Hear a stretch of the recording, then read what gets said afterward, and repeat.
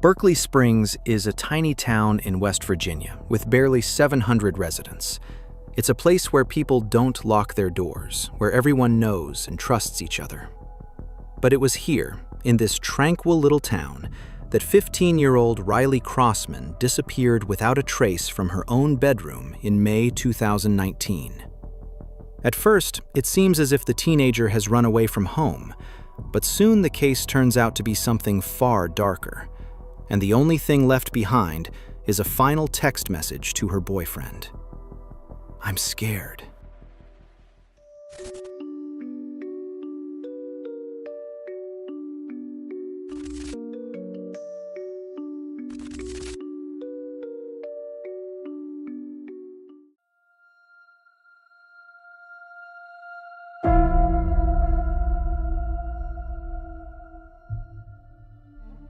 Riley Crossman was born on December 22, 2003, in Berkeley Springs. She grew up in this quiet small town, which is home to artists, musicians, and nature-loving families. Riley herself is considered to be particularly creative and interested in many things. She began dancing in elementary school, participated in school performances, enjoyed drawing, and was interested in music. Her teachers describe her as bright, curious, and responsible. She is popular with her classmates and regularly participates in school projects and theater groups. In the spring of 2019, Riley attends Berkeley Springs High School. She is about to graduate and is already looking forward to the upcoming holidays. Riley has big plans. She wants to study art or dance later and dreams of working as an artist someday. She lives with her two younger brothers and her mother, Chantel Ogley. Chantel works 2 jobs to support her family. Her partner, Andy McCauley, also lives in the house. Riley has a good relationship with her family and is especially fond of her brothers. She has been dating her boyfriend Hayden for 8 months. The relationship appears loving on the outside. Hayden often visits Riley's family, and Chantel also likes him very much. Friends later report that Riley often talks about her future with Hayden, about traveling together, growing up, plans after graduating from school. Nothing suggests that she is thinking about running away from home. On the afternoon of May 7, 2019, Riley comes home from school at around 3:30 p.m. as usual. Her mother, Chantel, is sleeping on the couch at this time. She had worked the night before and is getting ready for her next shift. Riley accidentally wakes her up when she enters the living room. After a brief conversation, Chantel leaves for work. Riley stays at home with her brothers and Andy McCauley. Towards evening, everything seems to be going as usual. When Chantel returns around 10 p.m., Andy is sitting in the living room. The door to Riley's room is closed. Chantel assumes that her daughter is already asleep and goes to bed herself. The next morning, however, she notices that something is different. Riley hasn't said good morning to her, and her room is quiet. When Chantel knocks and enters Riley's room, there is no sign of her daughter. At first, she assumes that Riley has simply left for school early. This happens occasionally when she wants to meet up with friends or is preparing a presentation. But as the day goes on, she begins to worry. When she finds out from the school in the afternoon that Riley hasn't shown up, she suddenly realizes that something is wrong. Riley's cell phone is off. Her boyfriend Hayden hasn't heard from her either. So Chantel goes to the police and reports her daughter missing. Riley's father, Lance Crossman, also learns of his daughter's disappearance. Before the police arrive on the scene, he arrives at the family home and searches Riley's room. He notices that the TV has fallen over and everything looks messy. While this isn't unusual for teenagers, the nature of the mess gives him a strong feeling that something bad has happened and that he won't see Riley again for a long time.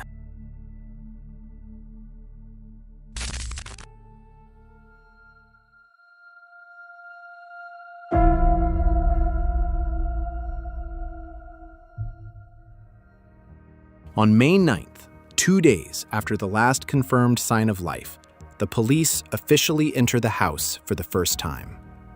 At first glance, Riley's room appears unremarkable. But upon closer inspection, investigators notice that her glasses are lying on the table. Riley wears them every day. Her wallet is also still there, and there are no signs that she left the house voluntarily. But even more alarming are bloodstains on her pillow and bedspread. A forensic team is called in, and the bloodstains are examined and later clearly identified as Riley's. Particularly striking is the pattern on the pillow, which suggests that her face was pressed against the pillow, which in turn could indicate an attack and possible suffocation. Chantel also states that the room has been changed since she last saw it. She says it is no longer the way it was. This is an important clue for the investigators. There are no signs of a break-in, yet it appears as if someone has altered the room after the fact. A decisive turning point in the investigation comes from Riley's boyfriend, Hayden. He shows investigators a message Riley sent him on the evening of May 7th. "Andy is in my room. I'm scared."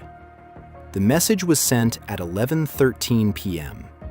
At the time of the message, Chantel is already back in the house and lying in her bedroom just a few meters away. Even more disturbing is a FaceTime call Riley attempts the next morning at 5:40 a.m. The call goes unanswered because Hayden notices it too late. At that time, Riley is still asleep, and it is the last sign of life from her. It is clear to the police that Riley felt threatened by Andy McCauley on the night of her disappearance. The suspicion against him grows stronger. Andy was questioned the day after she was reported missing. He stated that Riley had gone to bed as usual. He himself had left the house around 4 a.m. to drive to work. This information can initially be confirmed, but later it turns out that he had disappeared for several hours during his shift. He had borrowed a work truck and was untraceable the entire time. The police confront him again. Andy admitted that he had lied in his first statement.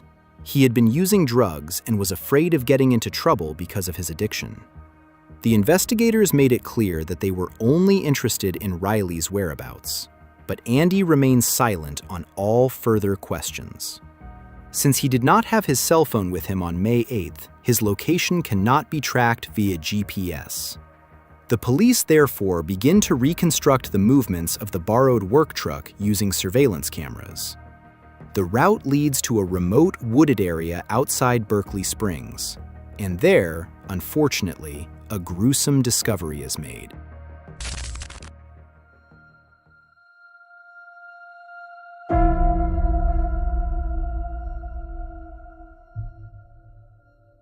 On May 16, 2019, 8 days after Riley's disappearance, search parties discover a body in a remote wooded area in Berkeley County. The body is badly decomposed, the clothing is damaged, the bra is missing, and the panties are torn. Identification is only possible through dental records. And unfortunately, the worst fears are confirmed. The body is identified as Riley Crossman. A cadaver dog alerts in the cargo area of the work truck Andy used, and forensic tests show that a human body was most likely there. Traces of dried drywall mortar, a substance also found on the body and at the site where it was found, are found in the truck. In addition, screws identical to those found at McCauley's workplace are secured at the site where the body was found. Investigators believe that Riley was probably transported in garbage bags, hidden in the truck, and thrown over an embankment.